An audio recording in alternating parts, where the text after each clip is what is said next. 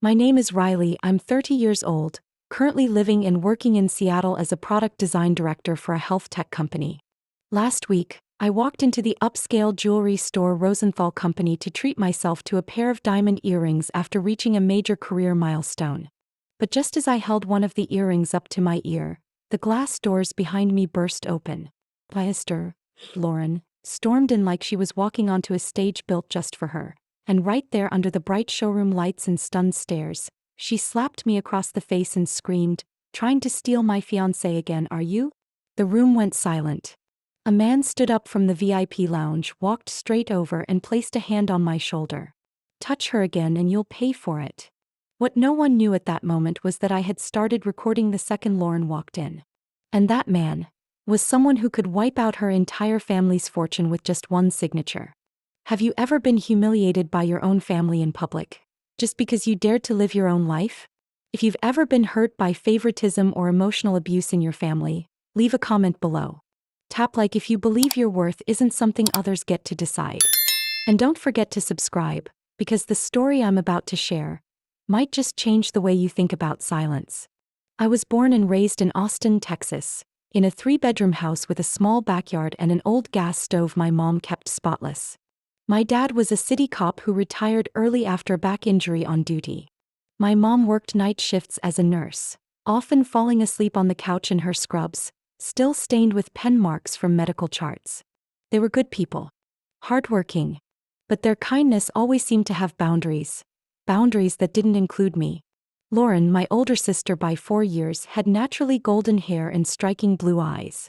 She stood out at every parent-teacher conference and awards ceremony. The kind of daughter neighbors praised, teachers adored, and my parents loved to brag about. "That's our oldest." I stood quietly behind, smiling politely, learning how not to let pride become an inconvenience. Lauren always got first pick of prom dresses, the easier school schedule, and her own phone in her room while I used the kitchen landline. When I asked why I couldn't have what she had, my mom would just pat my head and say, "You're the understanding one. You'll figure things out." And just like that, I understood I wasn't allowed to ask. At 16, I started working at a local bakery. I manned the counter at 4:30 in the morning, my hands freezing under the steel faucet every Saturday. I saved up every dime to buy an old computer to teach myself design, while Lauren got a brand new iPhone for her 19th birthday from our parents. I used to believe they didn't mean to play favorites. They were just tired, forgetful, unaware. But the older I got, the more I realized silence is a choice too. The year Lauren had her first wedding, I was in my sophomore year of college.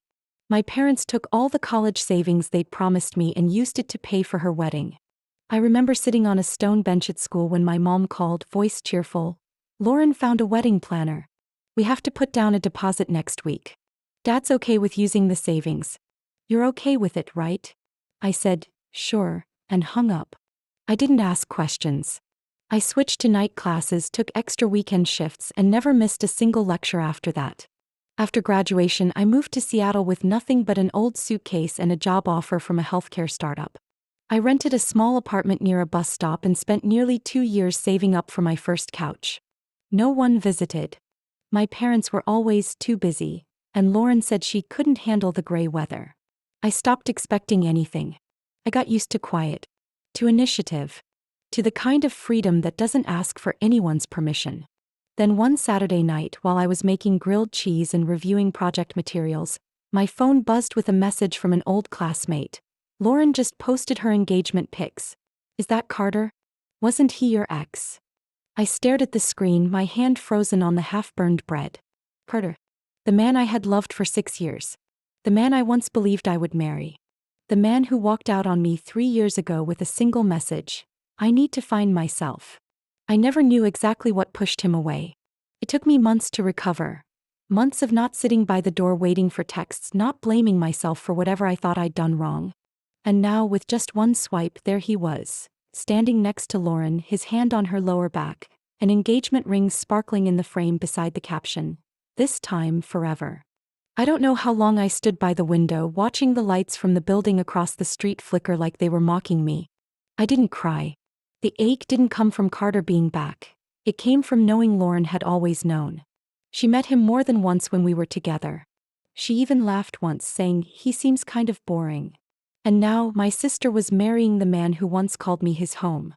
I set the phone down, walked to my desk, and opened a draft email I never sent. A rejection from last year for a project I couldn't fund. I revised the design mock-ups, rewrote the pitch, and hit send. I needed to move forward. Not to retaliate, but so I wouldn't collapse again for people who should have protected me. That night, I reopened my savings account. $11,235. Enough to do something I'd never done before.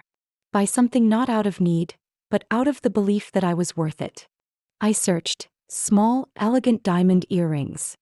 And a week later, I walked into Rosenthal Company thinking only one thing: I wouldn't lower my head. What I didn't expect was that the person waiting inside wasn't just the store clerk, but the storm I was done running from. And a man I'd never met, who would change everything from the moment he stepped out of the VIP lounge. Saturday morning. Seattle's usual mist hung low in the air. I woke up earlier than usual, not because of an alarm but from a quiet feeling inside. The kind that comes after a long journey when you finally stop, not from exhaustion but because you know you're strong enough to keep going. I made myself a latte with the old espresso machine I bought last year, set it by the window, and opened my closet. Among all the cool-toned work shirts, I picked out a forest green knit dress I'd been saving for a special occasion. It wasn't my birthday. No date planned. But I didn't need a reason. Today I'd make my own occasion, because I'd survived enough to know that no one else gets to decide what I deserve. I did my makeup light, added a soft earth tone lipstick. A quiet reminder to myself that I didn't need to hide behind simplicity anymore. My hair wasn't golden like Lauren's, but I'd always loved its natural softness, its gentle wave at the ends. A trait I got from my grandmother, the only woman who ever told me, "You don't need to look like anyone else to be beautiful."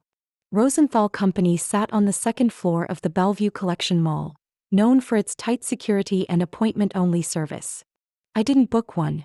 I just walked in, with a small smile that didn't ask permission, but carried the quiet confidence of someone who belonged. Inside was quiet, reverent almost. White marble floors sparkled, pale silk walls softened the space, and the inlaid glass cases glowed with hidden lighting that made every diamond look like it lit up from within. The scent drifting through the air was jasmine and cedarwood. I thought to myself, this is definitely where Lauren would show off her wedding ring if she wanted to impress anyone. A middle-aged woman stepped out from the front counter. She wore a pearl-colored suit, her face bright and sharp in a way that made customers feel both respected and cautious. She smiled when she saw me. "Good morning, miss. I'm Evelyn. What can I help you with today?" I took a slow breath. "I'd like to see a few diamond studs. Something small, elegant, for someone buying their first real piece of value." Evelyn didn't ask any questions. She just nodded and gestured for me to follow. We stopped at a crescent-shaped display case, with 3 black velvet trays inside, each holding about 10 pairs of earrings, mostly studs ranging from half a carat to about 1.5. She used silver tongs to lift a classic pair, oval-cut diamonds with a bright halo setting that shimmered under the ceiling lights. These are platinum 4-prong settings. Sourced from South Africa, hand-cut in Antwerp. They reflect natural light beautifully during the day. I tried one on, looking into the mirror set into the counter. It didn't feel like I was just putting on jewelry. It felt like I was putting on a declaration, that I didn't have to shrink to make others comfortable. I was still admiring them when I heard heels clicking against the marble floor. The doors opened again and I recognized the laugh before I even turned around. "Careful with your dress, Bridget. The floor's slippery here. Kayla, help me check out that bracelet I sent you a photo of last month." I turned my head slowly. Lauren was walking in like it was her private runway show. She wore tight white jeans, a pale pink silk blouse, and her honey blonde waves spilled effortlessly over her shoulders. Her 2 best friends, Bridget and Kayla, followed behind like shadows, glancing around as they entered. I bowed my head, pretending to focus on the jewelry in front of me.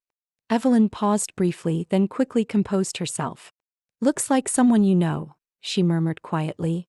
"She's my sister," I replied, eyes still locked on the display. "I'm not sure she'll even recognize me."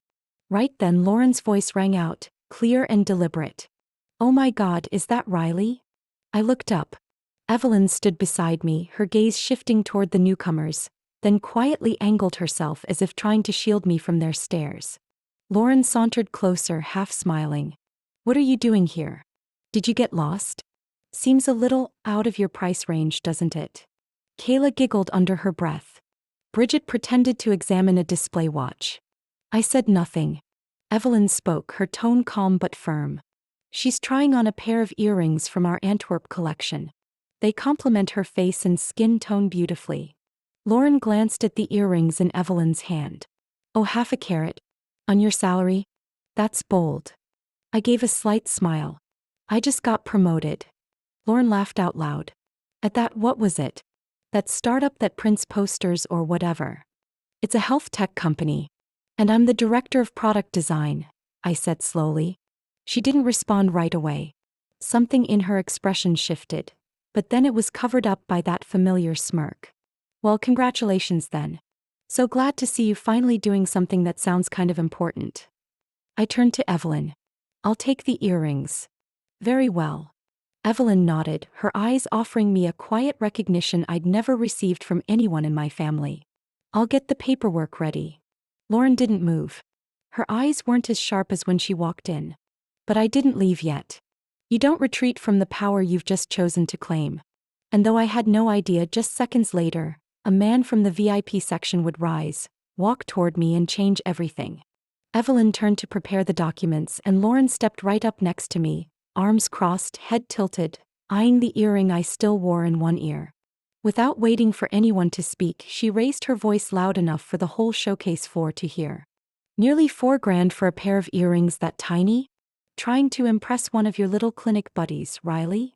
I bit the inside of my cheek to stay calm, my hand reaching up to remove the earring, but she leaned in, her voice a whisper near my ear. Or are you trying to reel Carter back in again? With your fake class? I turned, locking eyes with the pale blue gaze I once thought belonged to a sister. Behind her, Bridget and Kayla exchanged glances, giggling. No one tried to stop her. I inhaled deeply, keeping my voice steady. Carter left me 3 years ago. I have no interest in going back to someone who chose a different path. Lauren chuckled, sharp and mocking, her laugh ringing through the quiet room like breaking glass. Oh right. As no one ever chooses you. I should probably thank you for clearing the way, shouldn't I? For a split second I froze. My hands clenched unconsciously, but I didn't react. I wasn't going to let myself cross the line I'd fought so hard to stay behind. But Lauren didn't stop. Her voice rose, shrill and deliberate. Let me guess. You saw my engagement post and ran here the next day, pretending you're all successful and independent. But let's be real, Riley, you're just a pathetic shadow nobody remembers. I looked around. An older couple across the room was watching intently. A nearby sales associate had stopped mid-step. Evelyn had turned back, still holding the folder. I wanted to walk away. I'd learned how to leave meaningless battles behind. But her next words pushed everything over the edge. You planning to seduce my husband again with that fake class of yours? I didn't even have time to react, didn't register the flicker in her eyes, before Lauren's hand came down. A loud slap shattered the silence. My left cheek burned. My vision blurred for a second from the impact. My breath caught in my chest like I'd been ripped open in public. The store fell into absolute silence. Every pair of eyes landed on me. My palms went cold, but I didn't lower my head. I didn't turn away.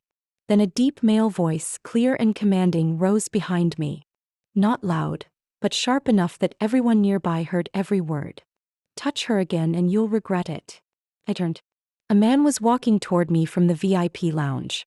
He wore a charcoal-tailored suit, dark brown hair neatly combed, steel gray eyes, and angular features that demanded attention. He wasn't rushing, but each step was measured, intentional, like he didn't deal in negotiation.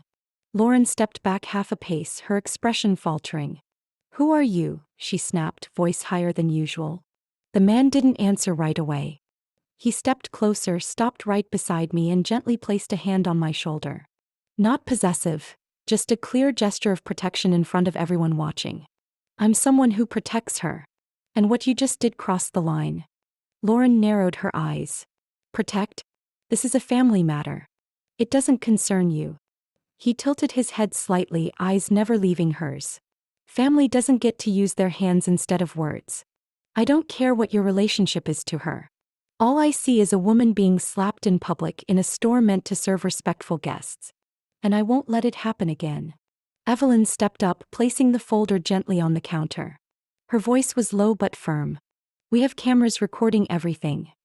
Bridget and Kayla started inching away, pretending to admire jewelry on the other side of the room.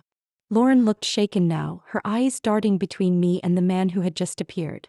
I don't know who you think you are, but you don't have the right to interfere in my private. He replied, his tone calm but razor sharp. I'm Jude Whittaker. And I have full authority when something happens in a place I financially back. Lauren blinked.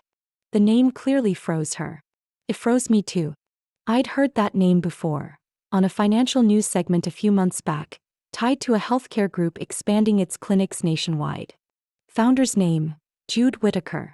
39 years old. Personal net worth approaching $1 billion. Jude stood upright, pulling his phone from the inner pocket of his tailored blazer. If you don't leave this store within the next 60 seconds, I'll have Rosenthal Company forward the video footage to my legal team. Believe me, no one in this industry wants their name dragged through the press over a public assault. Lauren opened her mouth but no sound came out. I didn't move. The sting on my cheek still pulsed, but a different kind of heat was rising inside me, not from rage but from the unfamiliar sensation of someone stepping in and saying, enough. Jude turned to me. His voice dropped and his gaze softened. Are you okay? I nodded slightly, my throat tight. Not because of the slap, but because no one in my family had ever asked me that. Not after every insult, every wound, every time I was left behind. Jude had just done what my parents, my sister, or anyone who once claimed to be family should have done a long time ago. Jude offered to walk me outside while Evelyn completed the transaction. I was still a bit dazed from how quickly everything had happened, but the burning on my cheek grounded me. He gently placed his hand on the upper part of my back, not possessive, not commanding, just a steady presence beside me under the curious gaze of the entire store. I didn't look back at Lauren. I didn't need to. Her silence when Jude said his name told me everything. The power she believed she held had just crumbled in seconds. I walked out of Rosenthal Company with a pale blue bag in hand, carrying not just a pair of earrings, but a witness to the moment I chose not to back down. We turned into a small cafe less than 3 blocks from the mall. It was quiet, with oak furniture and warm yellow lighting, and the air smelled faintly of toasted bread and fresh basil. The staff didn't look at me like a woman who'd just been slapped in public. They greeted Jude with familiarity, called him Mr. Whittaker, and led us to a corner table by the window. Hope you don't mind me suggesting lunch, Jude said as we Saturday. I figured you could use a moment to sit still, instead of going home with a red mark on your cheek and a clenched heart. I looked at him, struggling to find words. It had been a long time since anyone spoke to me in a tone both direct and gentle. Thank you, I said. Not just for stepping in, but for not pretending you didn't see it. He gave a soft smile, unfastening the top button of his blazer like he was shedding the role of a power player, just for the next few minutes. I once watched someone I cared about go through something similar, he said, his eyes turning to the window. And I didn't do anything at the time. Since then, I've stopped allowing myself to stay silent. We ordered 2 grilled chicken salads and iced tea. The tension eased slightly, no longer wound-tight like piano wire, but not completely relaxed either. I could feel glances from nearby tables, not because they recognized me but because of Jude's presence. He had that kind of energy that made the space adjust to him. I don't have many friends, I began while we waited for our food. So when my sister did that in front of everyone, I think the worst part wasn't the slap. It was realizing no one was going to stand up for me, at least not until you did. Jude nodded slowly. I heard everything. And I saw more than most chose to ignore. I sat still for a few seconds. I wasn't used to being seen like that, especially by someone I hadn't even opened up to yet. You work at Crestfall Holdings, right? I asked, shifting the subject. I saw your photo on Forbes when the company bought that private hospital chain in Portland. And coming up, Jude said slowly, is the family-run pharmacy network your sister holds shares in. I froze. Jude looked straight at me, unblinking. What a coincidence, I said, voice dry. Is that why you were at Rosenthal Company today? Not exactly, he replied. I was picking out a gift for my mother. She just finished her final round of chemo. But yes, I knew Lauren was Lauren Hayes. I met her during a pitch event earlier this month. He talked a lot, but said very little. I chuckled softly. That sounds like Lauren. Jude was quiet for a moment. Then he asked something unexpected. Why were you recording?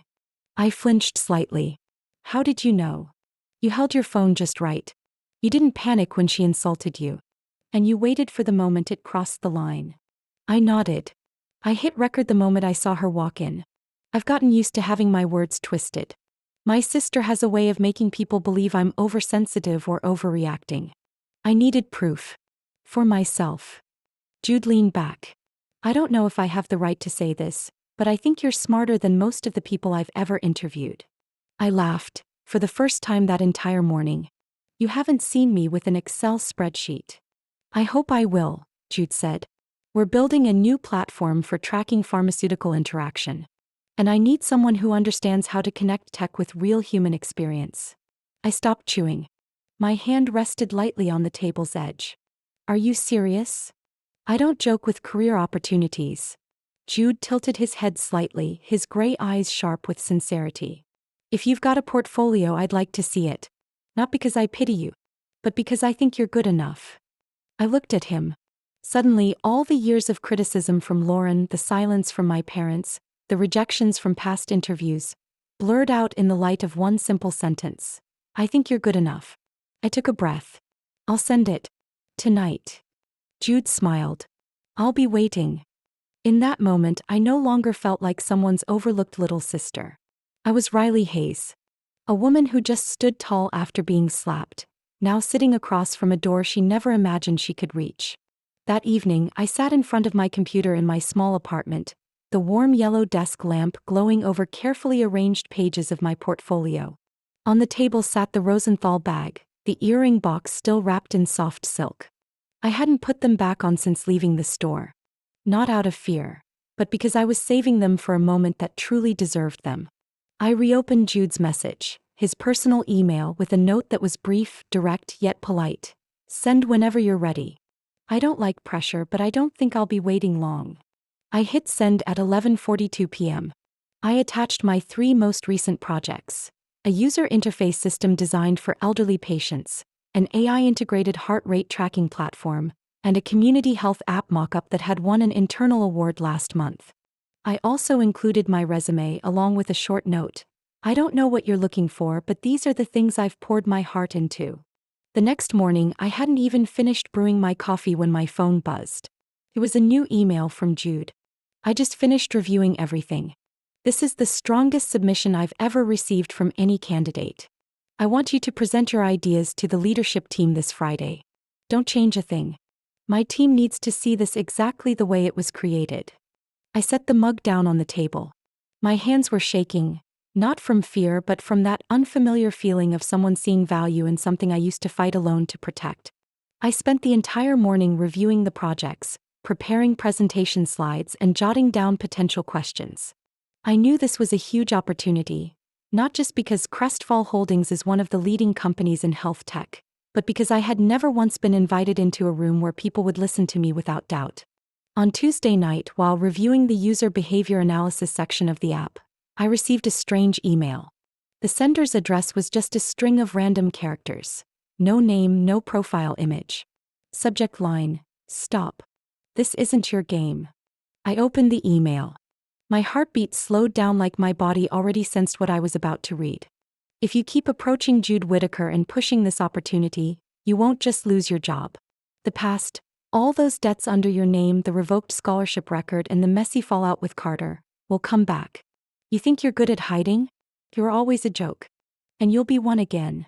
I read that paragraph over and over, my hand clutching the mouse until my knuckles turned white. Someone knew about the past. The things I thought I had buried. The loan documents that cost me my final year scholarship. The false rumors surrounding my relationship with Carter. The whispers that I wasn't soft enough to keep a man like him. Only one person knew all the details. Lauren. She had sent anonymous texts to my phone 3 years ago using the same tone. Back then I couldn't be sure. But now, after everything that's happened, this wasn't just coincidence anymore. I took a deep breath. I didn't reply. I didn't shut my laptop. I simply forwarded the email to myself and saved it in a password-protected folder. The next day, I arrived at the office early, trying to keep my hands steady as I clicked through each slide in my presentation. I didn't tell anyone about the email. Not because I was afraid, but because I needed to know I could face the darkness without proving anything to anyone but myself. Jude called me into a virtual meeting with 3 members of the executive team: a chief technology officer, a senior advisor who had worked with the FDA, and the head of user strategy. "I won't give much of an introduction," Jude said before stepping back. "Riley has a different perspective. I think you all need to hear it." I presented for 20 minutes. No stumbles, no excuses, just the solution. I described how we could integrate real-time medication interaction tracking using personal health data to help patients avoid dangerous combinations. I presented a simplified design path tailored for older adults. And I closed with a hand-drawn visual I'd created the night before. A journey of a patient moving through 4 stages: doubt, fear, trust, and empowerment. No one spoke for the first 10 seconds after I finished. Then the CTO said, "I've worked with 13 UX teams before. This is the first time I've seen a designer start from emotion instead of just functionality." Jude looked at me. He didn't smile, didn't nod, he just said one short sentence. "We'll meet internally. But I think you just stepped through a major door." I left the meeting in silence. A few hours later back home, I opened the earring box. I put them on and looked at myself in the mirror. My face was the same, but something had shifted. The anonymous email was still there. But I wasn't the woman who once trembled before it. I had waited my whole life to be heard. And now I wouldn't let anyone, not even blood, silence me again. 3 days after the presentation, I received an email from Crestfall Holdings' HR department. They were officially inviting me into the contract negotiation stage. The starting salary, benefits, everything exceeded expectations. But I didn't rush to respond. Something inside me still wasn't ready to fully walk through that new door. A voice from the past still whispered, "They'll find out about the old things. And when they do, it'll all fall apart like last time." So I decided to confront what I had avoided for nearly a decade. I returned to my old university records, logging into the student portal with credentials I'd somehow managed to keep. I combed through the entire history of tuition, scholarships, credit reports. And then I saw it. A federal loan opened during the final semester of senior year, under my name with an email address that looked like mine but had a strange suffix I'd never used. The creation date was exactly 1 week after I received the notice that my scholarship had been revoked due to a change in declared financial capacity. I thought it was a system error. I'd stayed silent, blaming myself for not being good enough, hardworking enough, or remarkable enough to retain that scholarship. But someone had faked my identity. With sweaty palms, I logged into my personal credit monitoring service, something I had access to through work. I matched every paid line item, every debt I didn't recall signing, and cross-referenced IP addresses and login names. One anonymous Gmail account had logged in from my parents' old home, right around the time I was still in college. It was all becoming clearer. The puzzle pieces I thought were scattered were finally snapping together. I checked an old email account I had long abandoned. One message from 5 years ago still sat in the inbox. Subject: "Carter isn't worth you." Sent from a user named Truthfinder88 at. The full message was a long, vague paragraph, implying Carter had secretly met with his ex and had talked behind your back. It had been sent exactly when Carter began drifting away from me without reason. I never had proof, just a gut feeling. But now, using a basic browser-based IP tracker linked to that email, I traced where it had come from. It was the same address as my parents' house. I hesitated, then called Jude. I wasn't sure what I was hoping for, legal advice or just someone to confirm that I wasn't losing my mind. He picked up after 3 rings, his voice low and steady as always. "What's going on?" he asked, hearing my breath catch over the line. "I think I just uncovered part of the old picture. About the scholarship." "Carter." Jude was silent for a few seconds. "Do you have evidence?" "I think enough.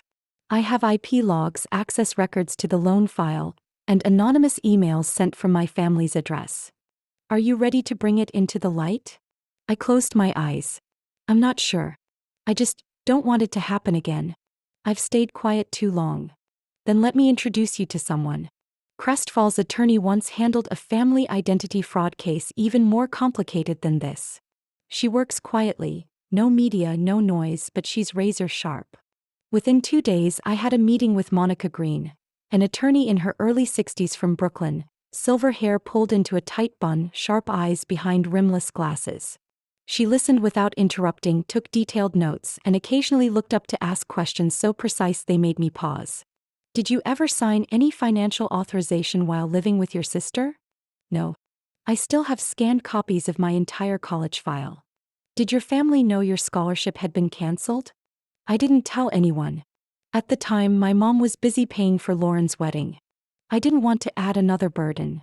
Monica set her pen down. That's something a lot of kind people do. But it's also what makes them long-term targets. Believe me, I've seen this kind of manipulation too many times.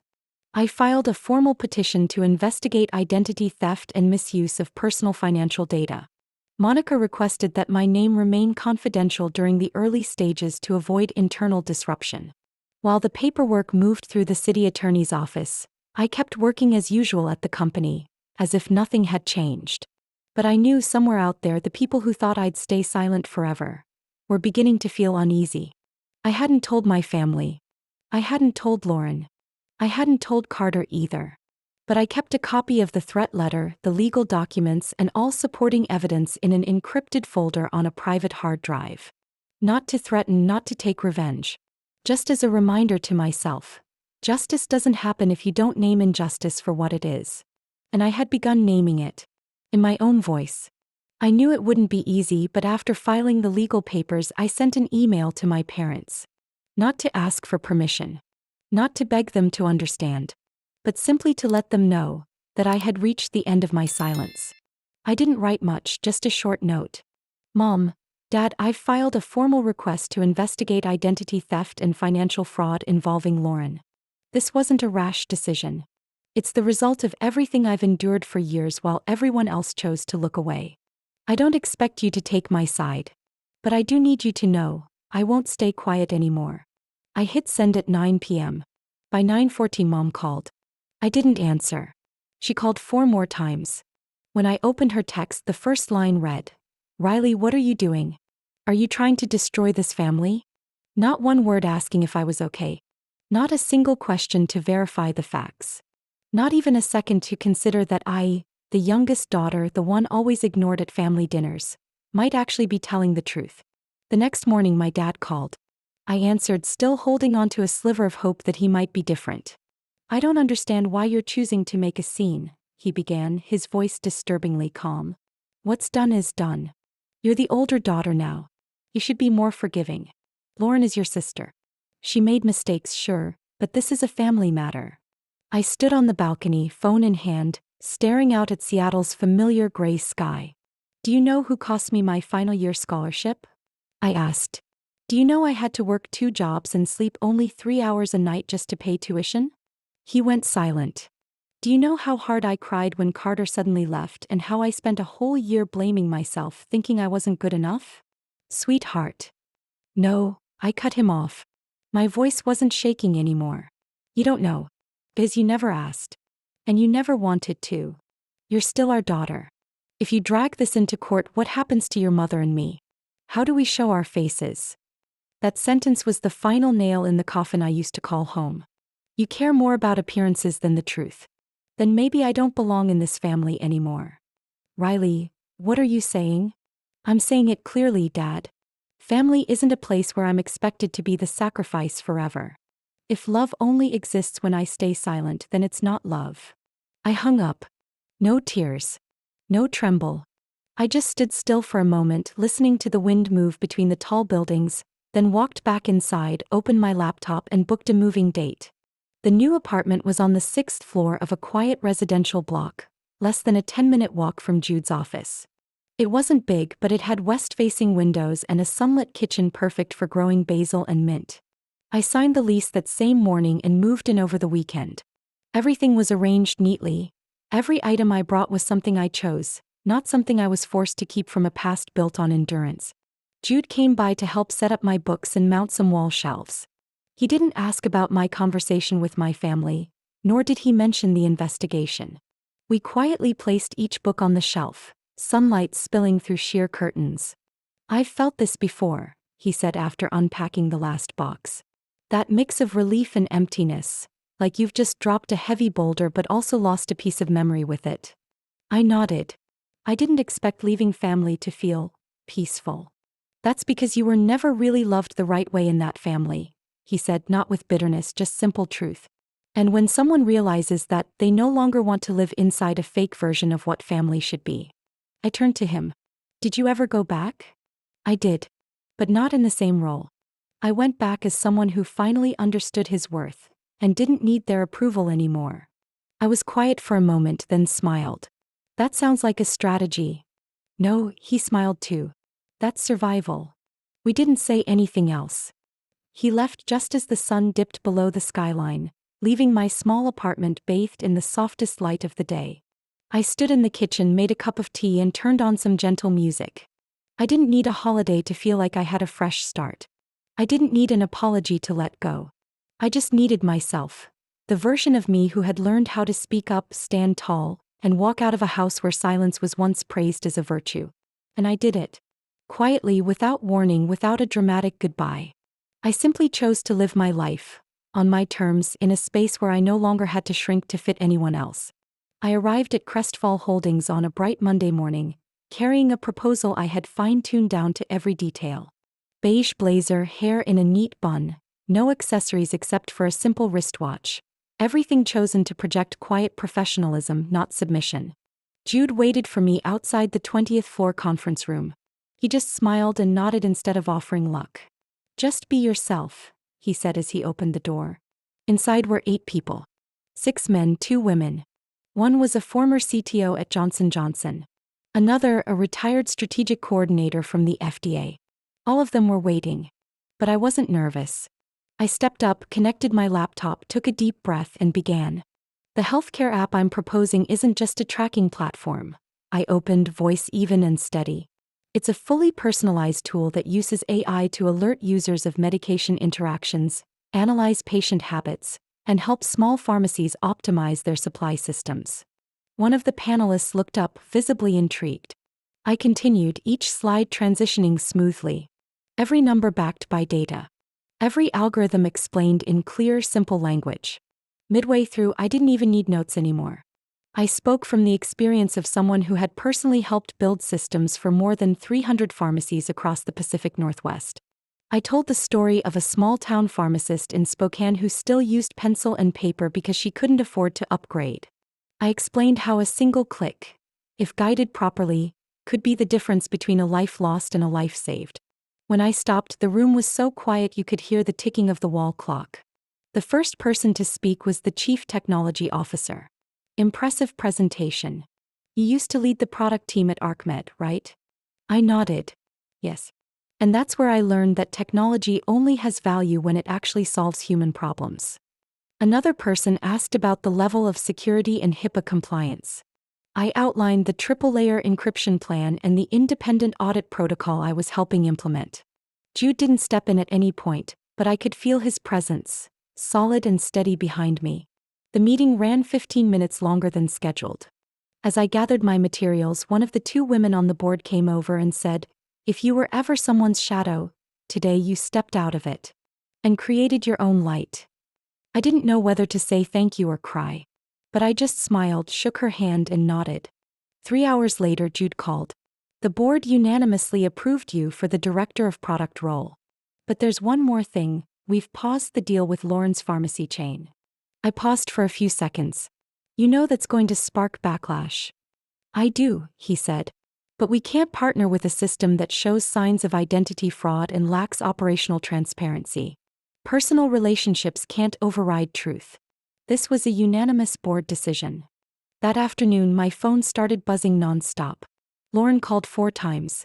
Then texted, "Hey, I messed up that day. I'm sorry.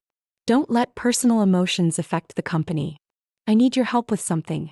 Just this once." I didn't respond. But I read them. And I realized something I'd always suspected. Lauren had never truly seen me as a separate person. Just a tool to use when needed and discard when not. That evening, I sat in a small corner cafe. Jude showed up a few minutes late, carrying 2 cups of Earl Grey and a box of butter cookies. Has Lauren reached out? He asked. 8 calls and 12 messages. And you're planning to? Nothing, I said. This isn't about revenge or anger. It's about doing what's right. They had so many chances to make things right. But they chose silence. I didn't. Jude leaned back in his chair, watching me quietly before nodding. Maybe that day in the jewelry store, you didn't just buy a pair of earrings. You bought back your right to be respected. I laughed. And paid with all the years I kept my mouth shut. Pricey but worth it. I lifted my tea. I've never tasted it this good.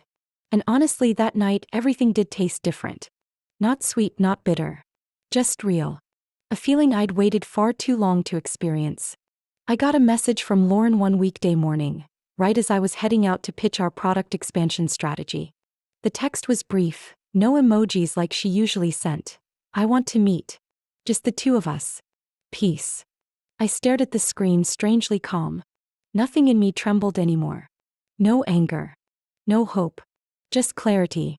I agreed. But not for peace. I picked an Italian restaurant by the lake, where warm lights flickered gently across the rippling water. Lauren arrived first, sitting in a tucked-away corner, wearing an elegant cream silk dress, hair styled in those soft waves she always used when trying to seem warm and approachable. You came, she said, standing up with a smile, walking toward me like there wasn't a fractured history between us. I pulled out my chair, set down my purse, and didn't speak right away. Partly because I was waiting for someone else to arrive. Partly because I wanted her to reveal her real motive. I know, you must be so angry with me, Lauren began, her voice sweet to the point of being artificial. But I'm only human. I make mistakes. I hope we can move past this. What mistake exactly? I asked, no bite in my tone. She blinked, slightly thrown. The incident at the store. I lost control. But I've been under so much pressure. The company's in trouble, our parents are going through things. You slapped me in public, accused me of destroying your marriage, then sent anonymous threats to sabotage my job offer. You call that losing control? She paused for a moment, lips pressed together, then bowed her head slightly. I'm not denying it. But sometimes we do the worst things to the people we think will always be there.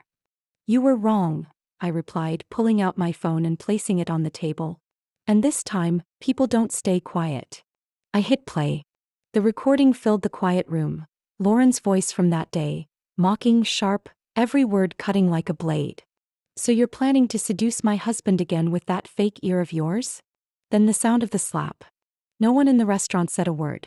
A few heads turned. Someone exhaled audibly. I looked directly at Lauren, now pale, lips pressed tight, eyes darting. In the distance I saw Jude enter. He gave me a small nod and stood silently behind.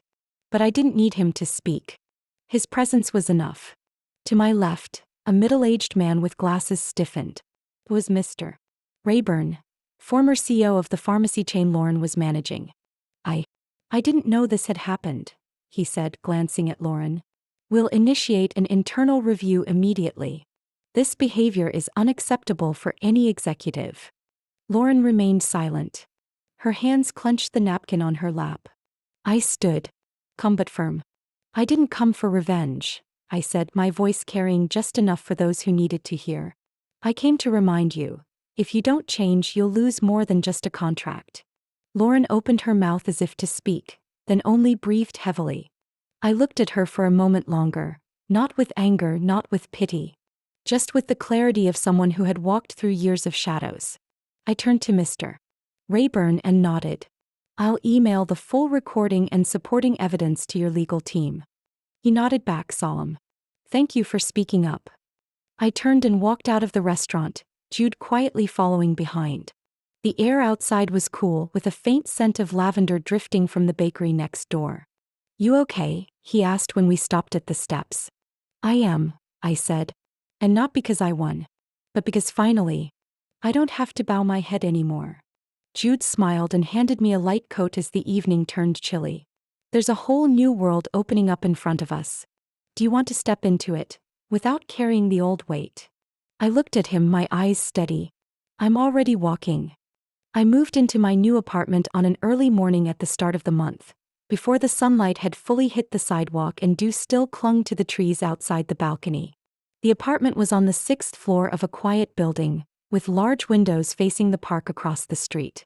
When I stepped into the empty living room, I didn't say a word. I just stood there listening to the steady rhythm of my heartbeat, like the start of something brave. On my first day at Crestfall as head of product, I wore a dark brown suit and diamond earrings. Not to prove anything to anyone, but to remind myself, I was once treated like I had no worth. And now I define my value myself. My office was on the 23rd floor, filled with natural light. On my desk, Jude had left a latte and a small card, "Welcome to your own chapter." We didn't call each other anything beyond our names. Every meeting, every lunch to exchange ideas, every team session we both attended, was a reminder that I didn't have to fit into a mold anymore. No more trying to be sweet, modest, or feminine enough, like in previous companies. Here my voice carried weight. And his gaze, never judging, never pitying, was something rare, equal recognition. Once, after a meeting with a European tech partner, when the room had cleared, Jude turned to me, picked up a pen and said, "You don't just understand the market. You read people." I chuckled softly, because I used to live in an environment where everything was emotional warfare. Over time, I learned to hear what no one was saying. "And now you're using it to build something better," he replied, eyes steady on mine. We didn't talk much about the past anymore. But on rare occasions I'd speak of sleepless nights, of learning how to forgive, not others but myself, for staying silent for too long. "You weren't weak for staying silent. You're strong for standing up," he once told me on a rainy afternoon as we sat under the awning of a riverside cafe. Life began to settle into a rhythm. No glitz, no grand drama, but filled with meaning. I joined a team developing an app to support women recovering from trauma. In every interface design, in every process we refined, I pictured someone like me, reaching for the help button, knowing that on the other side of the screen a real team understood. One Friday afternoon, as I was packing up documents at the office, Jude knocked on my door and handed me an invitation. "TEDx in Boston. You've been invited to speak. Will you go?" I sat down and looked at the italicized line beneath my name. Topic: Personal worth doesn't come from someone else's approval, but from the courage to live as your true self. I nodded. I think I'm ready to tell it. Not because I need sympathy, but because I know someone out there needs a door to open. The talk took place in a small auditorium, a little over 100 people sitting in silence, the stage lights casting a warm glow like arms waiting to embrace.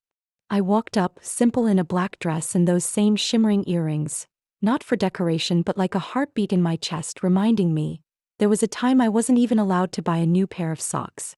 Now I gift myself survival. "Hi, my name is Riley. I used to believe I was only worthy of love if I was perfect. But it was in the moments I broke that I learned real worth comes from daring to live honestly." I didn't tell my story as a victim.